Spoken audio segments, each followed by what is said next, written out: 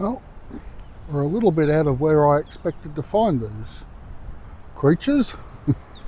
These are some of the ducks of Penguin. They're domesticated, but fairly free ranging. Two at the front, you can see the little curl on the tail.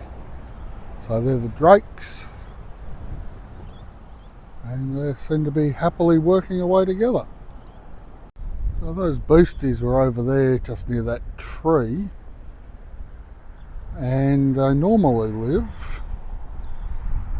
we move slowly without getting anyone car sick, over in this park over here, which I'll now walk over to. And if you were in any doubt, we are in Penguin. Done a couple of different videos in Penguin, but this is one that shows you don't have to be walking for miles along the beach. You can actually come and sit quietly in a park and still have the ducks approach you and listen to the wilder birds about. The obligatory free barbecue and picnic tables. Quite an impressive park this, with the waterway over there, and for some reason a windmill. We'll get to that when we get to it. But the park does travel a fair way, and there's facilities over there at the rear. We'll head that way because it gives a better view of where most of the ducks are at the moment. Yet another arched bridge out of a storybook. Make you look for trolls underneath, checking for tolls. Really slow moving, gentle little creek. Side. Couple of free ranging ducks over there. Interesting colours, a lot of crossbreeding with the white and the more feral native duck types. Feral native ducks, but the khaki Campbells that are really good egg layers. Plenty of facilities for the kids, nice and safe. But it is the ducks that are of interest to me. They're just sitting around eating. Plenty of feed here for them. They do go through a fair bit of grass or ordinary pastures like we've got at home. They're not averse to eating clovers as well as grasses. Not sure there's a lot of clover here. They are avoiding the basketball court. And there's a few more just there. They form their groups, and then I guess under pressure they all come together, I've noticed. At times when I've been here with lots of people about, they do tend to clump. Equally, they're not overly concerned with humans. These ones are heading towards me. You can see they're picking over the recently mown grass. They aerate the soil, they dig out the unwanted insect pests from a human point of view. Also pretty good at keeping the grass down. The ones at home I put in under the raspberries for 3 months a year, just to eat down any of the undergrowth and to fertilise the raspberries. And as you can see, they're just moving towards me. They don't seem to be overly concerned. Looking up in caution from time to time, but basically just moving forward. And some more wandering over. This one's got a sore foot. We can get some footage of it walking.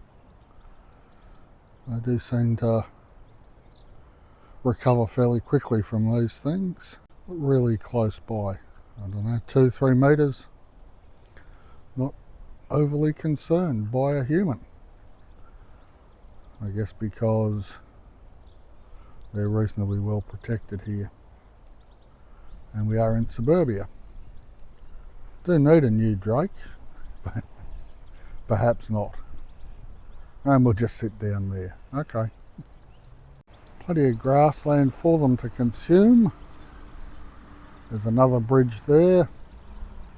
And the creek swings round and travels from that grassy area up there.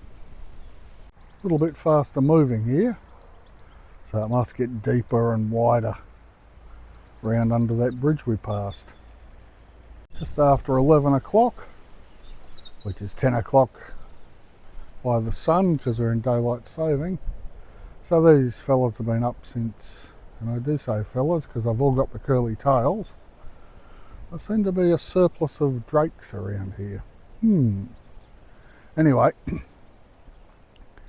they don't seem to be too bothered. They tend to get up and feed with the sun and then have a period of rest, and they'll be up around lunchtime again and a bit of a rest, and so on throughout the day. And of course the ever-present seagulls. We are on the coast. Quite a surplus of drakes when I look at them, but that's a matter for the council, I guess. Back over the bridge, we'll go over and have a look at the windmill. We've got suburbia right up against the edge of the park, but the creek's been lined and opened up into more of a, I don't know what you'd call it, a pond, but flowing in and out. Quite relaxing spot. This is the back of the windmill. We'll go around and have a look at all the sides in a minute, but you'll be pleased to know, or not, that this is the Penguin Bicentennial windmill. So this is a one-third scale model of Whipmolan. These are recognised by the rectangular mill house at the top there and the pyramid-shaped lower section. Most of these mills were used for draining land in the Netherlands. This was built in '88 as part of the Bicentennial project, based on a mill at Utrecht in the Netherlands. Just wander around. The door, I suspect, is not 1/3 scale. They still have to get humans in for some reason, but it's an impressive thing. We're working on the assumption that there must be fairly large Dutch population heritage here in Penguin. Not that I've noticed, and it didn't seem to show up when we did the cemetery video, but there you go. Just go around and check the other side. Image of the northern side. Steps down into the water. I suppose you could put a little kayak or rowing boat in there, but the steps are covered with duck droppings, so they must use the steps as well. A pleasant little wander through here today. Interesting stroll. So you go along the wing. Plenty of spots to just sit and contemplate, which is a thing I'm doing more of as life goes on. You can see across to the other side there and all of suburbia. Nice little rhodo hedge here. If you want to see more of those, there's a video on the rhododendron garden. I'll link up at the end. Quite interesting flowers. This is obviously two different plants. But I would have thought there'd have been more bees around, but it is a bit windy and there may well be rain coming if they've all left the area. Still very pretty flowers. And yet another bridge. We'll have a look back up the widened area. What a nice body of water. Just walking back towards the windmill, having a nice view of duck heaven, really.